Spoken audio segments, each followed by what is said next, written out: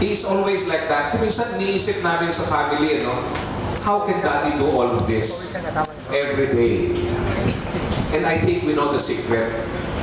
I think Mommy has given her share of the time.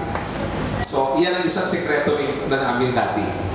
But going back to Daddy, because he's the celebrant tonight, we have family stories to tell. But, Tito Boy, are you taking my picture or a video of me? Video of you. Good. I just greeted my uncle who flew into Manila from the USA.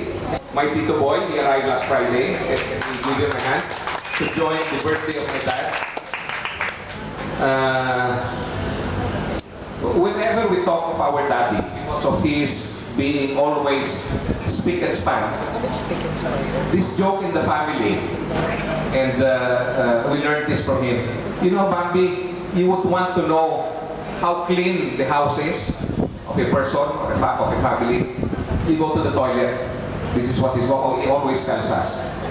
And whenever we clean the toilet, members of the family, syempre, siguro yung isa per square meter, maybe one family per square feet.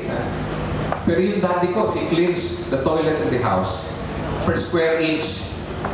That is how clean the toilet in their house is.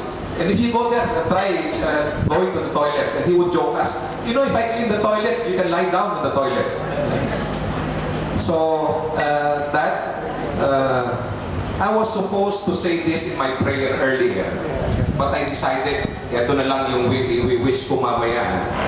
So, my wish for you is for a long, a healthy, and a productive life.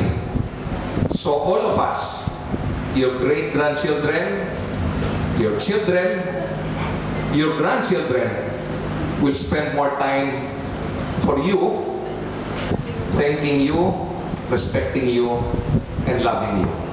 We love you very much, and very happy birthday to you. Thank you.